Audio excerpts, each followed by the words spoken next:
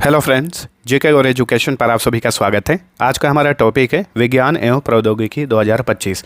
विज्ञान और प्रौद्योगिकी से रिलेटेड जितने भी इंपॉर्टेंट करंट अफेयर के क्वेश्चन बनते हैं सारे को आज के क्लास में हम डिस्कस करेंगे। तो वीडियो को बहुत ही ध्यान से देखिए और आप सभी को वीडियो पसंद आएगा तो लाइक और शेयर जरूर करना।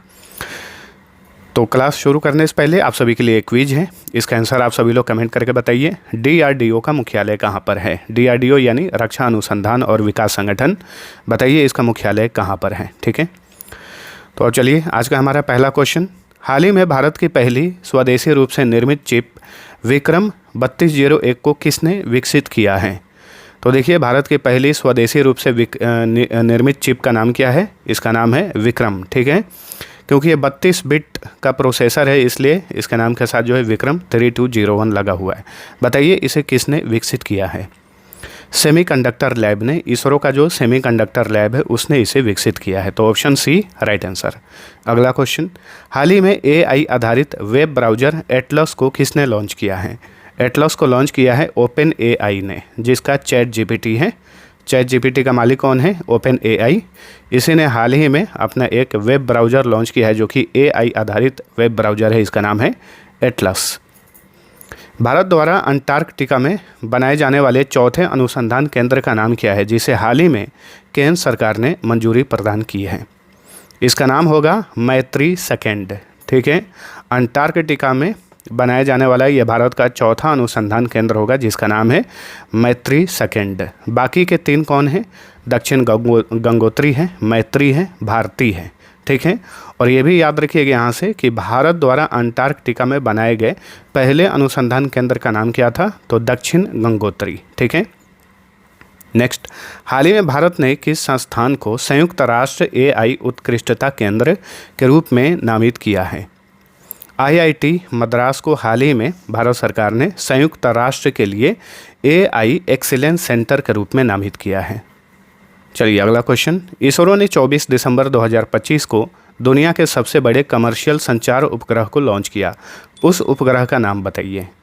हाल ही में देखिए 24 दिसंबर को इसरो ने दुनिया के सबसे बड़ा कमर्शियल संचार उपग्रह को लॉन्च किया। इसका नाम है ब्लू बर्ड ब्लॉक 2 और ये अमेरिका का संचार उपग्रह है, इसे ध्यान रखिए। और भारत की अंतरिक्ष एजेंसी इसरो ने इसे लॉन्च किया है। और भी इससे रिलेटेड इंपॉर्टेंट पॉइंट्स को जानिए।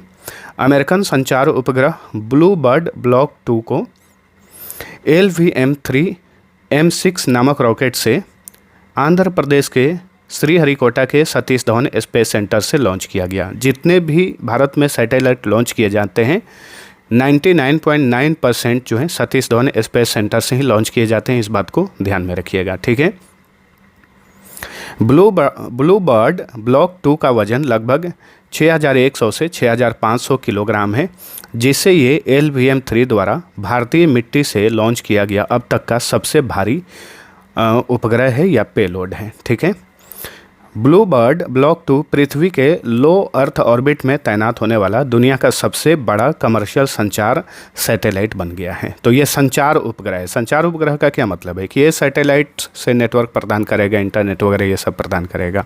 तो इस तरह नेटवर्किंग से रिलेटेड, इंटरनेट से रिलेटेड ये उपग्रह है संचार उपग्रह। ठीक है, चलिए अगला क्वेश्चन, भारत के सबसे भारी संचार उपग्रह का नाम क्या है, जिसे 2 नवंबर 2025 को इसरो ने LVM-3 M5 रॉकेट से लॉन्च किया। ये M5 का मतलब है मिशन 5, M6 का मतलब है अभी हमने देखा ब्लू बर्ड ब्लॉक 2 को लॉन्च किया गया M6, यानी वो LVM-3 रॉकेट का मिशन 6ठा था और ये LVM-3 का मिशन 5वां है, जिसके तहत जो है CMS-03 सैटेलाइट को लॉन्च किया गया। तो ऑप्शन डी राइट आंसर है।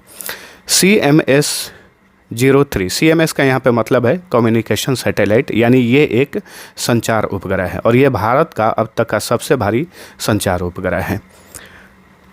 ब्लू बर्ड ब्लॉक 2 भारतीय धरती से लॉन्च सबसे भारी संचार उपग्रह है, लेकिन वो विदेशी उपग्रह है अमेरिका का, और ये भारत का अपना सबसे भारी संचार उपग्रह है CMS-03, जिसे LVM-3 रॉकेट से लॉन्च किया गया। ठीक है, इसका वजन कितना है? इसका वजन लगभग 4400 किलोग्राम है।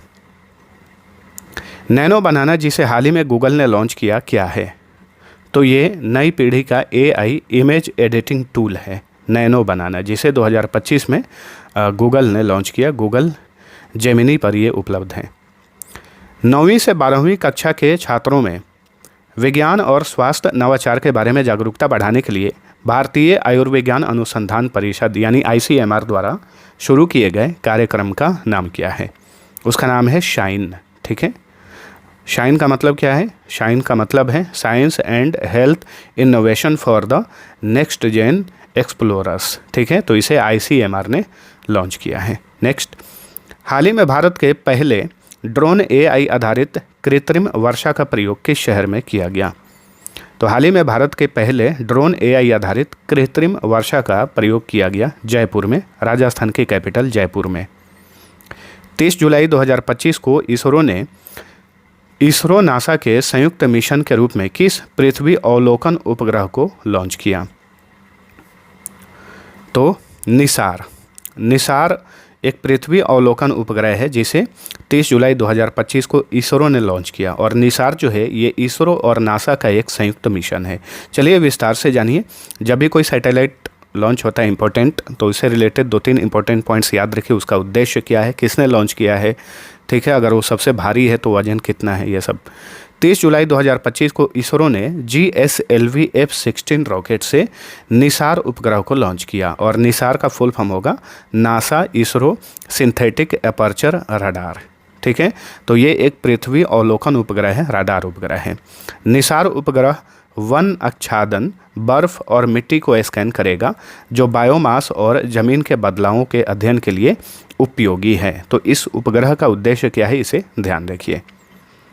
भारत का पहला पशु स्टेम सेल बायो बैंक और प्रयोगशाला कहाँ स्थापित किया गया है? इसे हैदराबाद में स्थापित किया गया है। हैदराबाद के राष्ट्रीय पशु जैव प्रौद्योगिकी संस्थान में इसे स्थापित किया गया है।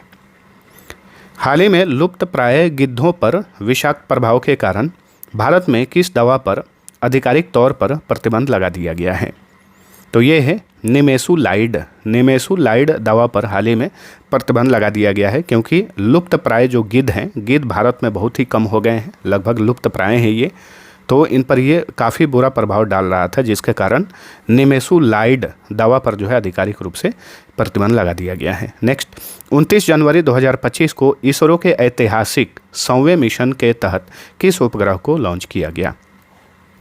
तो इसरो का 100वां मिशन जो है ये काफ़ी इंपॉर्टेंट है, इसे ध्यान रखिएगा। NVS-02 सैटेलाइट को लॉन्च किया गया है। ये एक नेविगेशन सैटेलाइट है।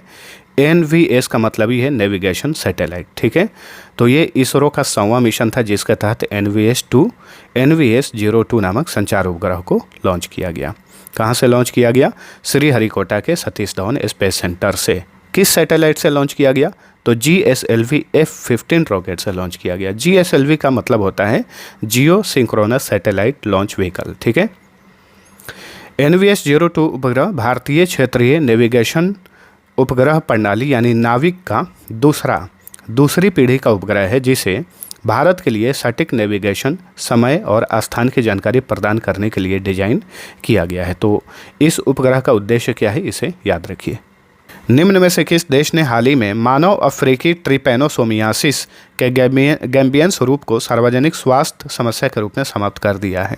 तो ये है गिनी ने हाल ही में HAT के गैम्बियन स्वरूप को समाप्त कर दिया। HAT का मेडिकल में फुल फॉर्म क्या होता है, ध्यान रखिए। इसका फुल फॉर्म होता है ह्यूमन अफ्रीकन ट्रिपैनोसोमियासिस। 25 सितंबर 2025 को PM नरेंद्र मोदी ने किस राज्य में माही बांसवाड़ा नाभिकीय ऊर्जा संयंत्र की आधारशिला रखी? तो राजस्थान के बांसवाड़ा में माही बांसवाड़ा नाभिकीय ऊर्जा संयंत्र की आधारशिला रखी गई है। ठीक है, ये जो नाभिकीय ऊर्जा संयंत्र है, इसकी कुल क्षमता कितनी है, इसे भी ध्यान रखना है। इसकी कुल क्षमता है 2800 मेगावाट। ठीक है, 42,000 करोड़ रुपए की लागत से इसे बनाया जा रहा है। भारत ने किस वर्ष तक अपने उच्च प्रदर्शन कंप्यूटिंग प्रणालियों के पूर्ण स्वदेशीकरण का लक्ष्य निर्धारित किया है? 2030 तक भारत ने अपने उच्च प्रदर्शन कंप्यूटिंग प्रणालियों के पूर्ण स्वदेशीकरण का लक्ष्य निर्धारित किया है। नेक्स्ट, भारत का पहला ISTEM उत्प्रेरक केंद्र कौन बना है? तो ये है NIT कालीकट ये भारत का पहला ISTEM उत्प्रेरक केंद्र बना है, ठीक है, कैटलिस्ट सेंटर। ISTEM का मतलब है Indian science technology and engineering facilities map.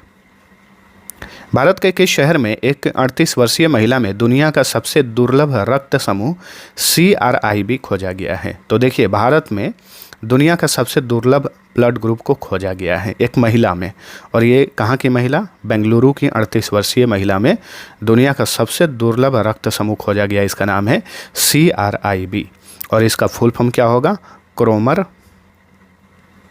क्रोमर India, क्योंकि इंडिया में खोजा गया है। बेंगलुरु, क्योंकि बेंगलुरु शहर में खोजा गया है, तो इसके नाम के साथ जो है ये है। तो CR क्रोमर, I से इंडिया, B से बेंगलुरु। हाल ही में केंद्रीय शिक्षा मंत्री ने किस संस्थान द्वारा विकसित भारत का पहला AI आधारित लर्निंग ऐप टूटोज लॉन्च किया? IIT पलक्कड़ का ये पलक्कड़ द्वारा विकसित किया गया ये भारत का पहला AI आधारित लर्निंग ऐप है टूटोज। तो इसे लॉन्च किया केंद्रीय शिक्षा मंत्री धर्मेंद्र प्रधान। 18 मई 2025 को इसरो ने किस रॉकेट से अर्थ ऑब्जर्वेशन सैटेलाइट 09 को लॉन्च किया, जो सभी मौसमों में पृथ्वी की निगरानी और अवलोकन क्षमताओं को बढ़ाएगा? PSLV C61 रॉकेट से इस उपग्रह को लॉन्च किया गया, ठीक है। उपग्रह का नाम किया है EOS 09 यानी अर्थ ऑब्जर्वेशन सैटेलाइट। तो इसे भी श्रीहरिकोटा के सतीश धवन स्पेस सेंटर से लॉन्च किया गया। भारत सरकार ने किस वर्ष तक अपनी परमाणु ऊर्जा क्षमता को 8.8 गीगावाट से बढ़ाकर 22 गीगावाट करने का लक्ष्य निर्धारित किया है? 2032 तक। इसके अलावा 2047 तक 100 गीगावाट का लक्ष्य प्राप्त करने के लिए ये घोषणा की गई है, ठीक है। अगर 100 गीगावाट का लक्ष्य प्राप्त करना है तो वर्तमान रुपए के हिसाब से लगभग 15 लाख करोड़ रुपए खर्च करने होंगे। किस राज्य या केंद्र शासित प्रदेश की सरकार ने वायु प्रदूषण से निपटने के लिए IIT कानपुर के साथ मिलकर क्लाउड सीडिंग प्रयोग शुरू किए हैं? तो हाल ही में देखिए, दिल्ली की सरकार ने वायु प्रदूषण से निपटने के लिए IIT कानपुर के साथ मिलकर क्लाउड सीडिंग प्रयोग शुरू किया है।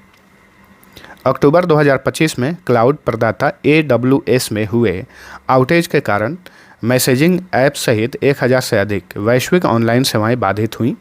AWS क्या है? तो आप अक्टूबर 2025 में, ऐसे आप सभी को पता चला होगा, बहुत सारे सोशल मीडिया ऐप आप यूज करते हैं, अचानक से काम नहीं कर रहे थे, तो ये सारे लगभग किस कारण से? तो आउटेज के कारण से ये सारे बाधित हुए थे यूज करने में। तो AWS में ये आउटेज हुआ था। AWS का मतलब क्या है? अमेजन वेब सर्विसेज, ठीक है। तो ये एक क्लाउड प्रदाता कंपनी है, इसी में आउटेज के कारण ये प्रॉब्लम देखा गया था।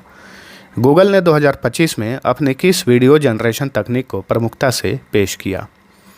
तो 2025 में गूगल ने वियो नाम से अपनी एक वीडियो जनरेशन तकनीक को पेश किया, ठीक है। अगस्त 2025 में प्रथम विश्व ह्यूमनॉइड रोबोट गेम्स कहाँ आयोजित किया गया? ठीक है, तो रोबोट ने बहुत सारे खेल खेले, फुटबॉल, दौड़ भाग दौड़ करना, रेसिंग करना, इस तरीके से ये विश्व का पहला ह्यूमनॉइड रोबोट गेम्स था। तो बताइए 2025 में अगस्त में कहाँ पर आयोजित किया गया? बीजिंग में, चीन की राजधानी बीजिंग में। 2025 में लॉन्च हुए ओपन AI के उस मॉडल का क्या नाम था जिसे PhD स्तर की बुद्धिमत्ता वाला माना गया? तो इसका नाम था GPT-5, ठीक है।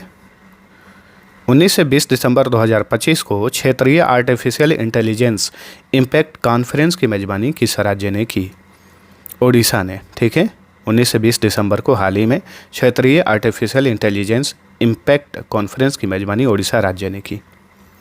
वर्ष 2028 में किसने भारत की पहली निजी सैटेलाइट इंटरनेट सेवा शुरू करने की घोषणा की है?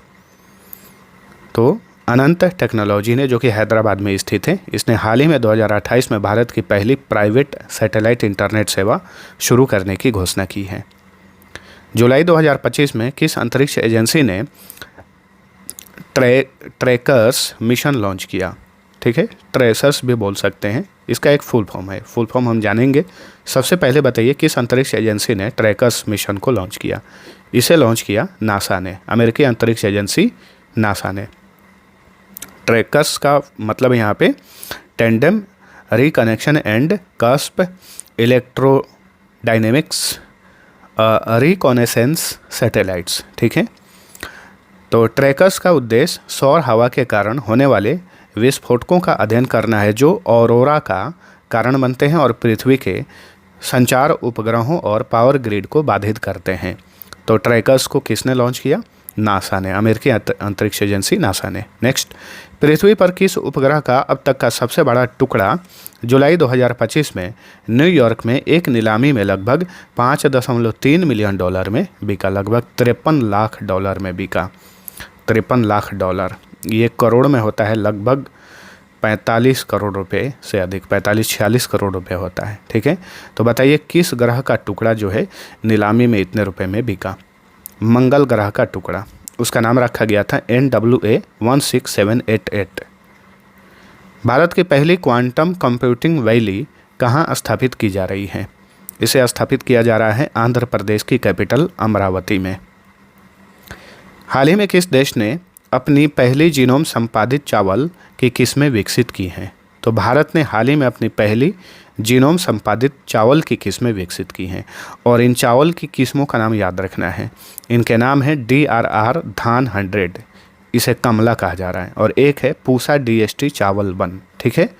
इन जीनोम संपादित चावल की किस्मों को भारतीय कृषि अनुसंधान परिषद ने CRISPR-Cas9 तकनीक से विकसित किया है, ठीक है। हाल ही में भारत सरकार ने भारत का पहला AI वृहद भाषा मॉडल तैयार करने के लिए किसके साथ समझौता किया है? तो ये समझौता किया गया है सर्वम AI के साथ, जो कि बेंगलुरु स्थित एक स्टार्टअप कंपनी है। हाल ही में किस संस्थान के शोधकर्ताओं ने कीटाणुओं से लड़ने के लिए एक ऐसे होस्ट प्रोटीन की खोज की है जो कीटाणुओं द्वारा शरीर को बीमार करने से पहले ही निष्क्रिय कर देते हैं? IIT बॉम्बे के शोधकर्ताओं ने हाल ही में एक ऐसे होस्ट प्रोटीन की खोज की है जो कीटाणुओं द्वारा शरीर को बीमार करने से पहले ही निष्क्रिय कर देता है। हाल ही में किस देश के वैज्ञानिकों ने डायर वुल्फ नामक प्राचीन भेड़िए की प्रजाति को फिर से जीवंत करने में सफलता प्राप्त की है? तो अमेरिका के वैज्ञानिकों ने हाल ही में डायर वुल्फ नामक प्राचीन भेड़िए की प्रजाति को फिर से जीवंत किया है? किस राज्य की सरकार ने हाल ही में आपदा जोखिम प्रणाली कवचम लॉन्च किया है? तो कवचम को लॉन्च किया है केरल ने। नेक्स्ट, किसने हाल ही में IT और दूरसंचार क्षेत्रों में नवाचार और स्वदेशी अनुसंधान को बढ़ावा देने के लिए समर्थ नामक पोषण कार्यक्रम शुरू किया है? तो समर्थ नामक पोषण कार्यक्रम शुरू किया है C. ने। हाल ही में किसने जेम्मा 3 नामक AI मॉडल लॉन्च किया है? तो गूगल ने जेम्मा 3 नामक अपना एक AI मॉडल लॉन्च किया है। किस संस्थान ने हाल ही में भारतीय रेलवे के सहयोग से भारत का पहला हाइपरलूप परीक्षण ट्रैक लॉन्च किया है? तो IIT मद्रास ने हाल ही में भारतीय रेलवे के सहयोग से भारत का पहला हाइपरलूप टेस्ट ट्रैक जो है लॉन्च किया है। निम्न में से किस अंतरिक्ष एजेंसी ने फरवरी 2025 में एथेना चंद्र मिशन को लॉन्च किया? एथेना चंद्र मिशन को लॉन्च किया नासा ने, अमेरिकी अंतरिक्ष एजेंसी नासा ने। तो एथेना चंद्र मिशन को स्पेस एक्स के फाल्कन 9 रॉकेट का उपयोग करके कैनेडी स्पेस सेंटर से नासा ने इसे लॉन्च किया, ठीक है। ये नासा का मिशन है एथेना मिशन। 6 मार्च 2025 को चंद्रमा के दक्षिणी ध्रुव के पास जो है मॉन्स माउंटन नामक स्थान पर यह उतरा एथेना। इस मिशन का उद्देश्य चंद्रमा के दक्षिणी ध्रुव के पास पानी की, बर्फ और अन्य संसाधनों की खोज करना था, ठीक है। तो एथेना मिशन को नासा ने लॉन्च किया फाल्कन 9 रॉकेट का उपयोग करके, और ये रॉकेट जो है स्पेस एक्स का रॉकेट है। नेक्स्ट, फरवरी 2025 में गूगल ने भारत में अपना सबसे बड़ा ऑफिस अनंता कहाँ पर खोला? तो अनंता नामक गूगल ने भारत में अपना सबसे बड़ा ऑफिस खोला है। ये विश्व का सबसे बड़ा ऑफिस नहीं है, गूगल का भारत में सबसे बड़ा ऑफिस है, ठीक है। बेंगलुरु में इस ऑफिस को खोला गया है। इस ऑफिस का नाम है अनंत या अनंता। हाल ही में किस कंपनी ने भारत की पहली हाइड्रोजन ट्रांसपोर्ट पाइप विकसित की है? टाटा स्टील ने भारत की पहली हाइड्रोजन ट्रांसपोर्ट पाइप विकसित की है। हाल ही में किस कंपनी ने गुजरात के जामनगर में दुनिया का सबसे बड़ा AI संचालित डेटा सेंटर बनाने की घोषणा की है? तो गुजरात के जामनगर में दुनिया का सबसे बड़ा AI संचालित डेटा सेंटर बनाएगा रिलायंस इंडस्ट्रीज। हाल ही में किस संस्थान के अंतरिक्ष तकनीक स्टार्टअप ने अपनी पहली हरित प्रणोदन प्रणाली व्योम 2U का परीक्षण किया है? तो ये है IIT बॉम्बे। IIT बॉम्बे ने हाल ही में अपनी पहली हरित प्रणोदन प्रणाली व्योम 2U को लॉन्च किया है। ठीक है। Cyber intelligence firm cloud SEK की एक रिपोर्ट के अनुसार, यानी ये साइबर इंटेलिजेंस फर्म है क्लाउड सेक की एक रिपोर्ट के अनुसार, वैश्विक स्तर पर साइबर हमलों से लक्षित राष्ट्रों में भारत किस स्थान पर है? तो साइबर हमलों से लक्षित राष्ट्रों में भारत दूसरे स्थान पर है। पहले स्थान पे है अमेरिका, दूसरे स्थान पे है भारत, ठीक है, और तीसरे स्थान पे है इजराइल। दुनिया में सबसे अधिक साइबर हमलों से पीड़ित राष्ट्रों में पहले स्थान पे अमेरिका, दूसरे स्थान पे भारत, तीसरे स्थान पे इजराइल है। नेक्स्ट, कौन सा देश जनवरी 2025 में एक ऑब्जर्वर देश के तौर पर यूरोड्रोन प्रोग्राम में शामिल हुआ? तो भारत जो है यूरोड्रोन प्रोग्राम में शामिल हो गया है। किस स्पेस एजेंसी ने हाल ही में रॉकेट मोटर्स के लिए दुनिया का सबसे बड़ा सॉलिड प्रोपेलेंट मिक्सर विकसित किया है? तो ये है इसरो। भारतीय अंतरिक्ष एजेंसी इसरो ने हाल ही में रॉकेट मोटर्स के लिए दुनिया का सबसे बड़ा सॉलिड प्रोपेलेंट मिक्सर को विकसित किया है। इसका वजन जो है 10 टन है। हाल ही में किस कंपनी ने माजोराना 1 नामक अपनी पहली क्वांटम कंप्यूटिंग चिप लॉन्च की है? तो ये है माइक्रोसॉफ्ट। माइक्रोसॉफ्ट ने हाल ही में माजोराना 1 नामक जो है अपनी पहली क्वांटम कंप्यूटिंग चिप को लॉन्च किया है। हाल ही में स्वायाण पहल के तहत ड्रोन एप्लीकेशन और रिसर्च के लिए राष्ट्रीय नवाचार चुनौती यानी निडार किस मंत्रालय ने शुरू किया है? तो इलेक्ट्रॉनिक्स और सूचना प्रौद्योगिकी मंत्रालय ने निडार नामक एक पहल लॉन्च किया है। ठीक है। इस मंत्रालय के मंत्री हैं अश्विनी वैष्णव, उनके पास रेल मंत्रालय भी है। नेक्स्ट, भारत सरकार ने किन 2 तरह की मेडिकल सप्लाई की उपलब्धता को ट्रैक करने के लिए एक डिजिटल प्लेटफॉर्म जूविन लॉन्च किया है? तो एंटी रेबीज टीका ARV और एंटी स्नेक वेनम, इन 2 तरह के मेडिकल सप्लाई की उपलब्धता को ट्रैक करने के लिए हाल ही में भारत सरकार ने जूविन नामक एक प्लेटफॉर्म को लॉन्च किया है। किस देश ने 3 गोग्स अंटार्कटिक आई लॉन्च किया है, जो 3.2 मीटर अपर्चर वाला रडार और मिलीमीटर वेव टेलीस्कोप है? तो 3 गोर्ज अंटार्कटिक आई क्या है? तो ये एक 3.2 मीटर अपर्चर वाला रडार और मिलीमीटर वेव टेलीस्कोप है। किस देश ने इसे लॉन्च किया है? इसे लॉन्च किया है चीन ने। ठीक है। भारत के पहले सैटेलाइट का नाम क्या है जिसने 19 अप्रैल 2025 को अपने लॉन्च के 50 साल पूरे किए?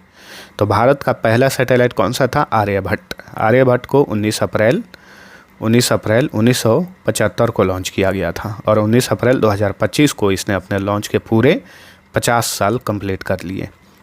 20 अगस्त 2025 को भारत ने कहां से MIRV तकनीक के साथ इंटरकंटिनेंटल बैलिस्टिक मिसाइल अग्नि 5 का सफल परीक्षण किया? कहां पर इसका परीक्षण किया गया? ओडिशा के चांदीपुर में। तो option D right answer. Bharat ने 23 दिसंबर 2025 को कहां पर अरिहंत क्लास परमाणु पनडुब्बी से K4 बैलिस्टिक मिसाइल का एक गुप्त परीक्षण किया? कहां पर? बंगाल की खाड़ी में। हाल ही में भारत ने अपने अरिहंत क्लास परमाणु पनडुब्बी से लगभग माना जा रहा है कि INS अरिघात से K4 बैलिस्टिक मिसाइल का जो है एक गुप्त तरीके से परीक्षण किया गया। मई 2025 में पाकिस्तान द्वारा किए गए हमले के दौरान भारत ने ड्रोन और मिसाइलों को रोकने के लिए किस मिसाइल रक्षा प्रणाली का उपयोग किया?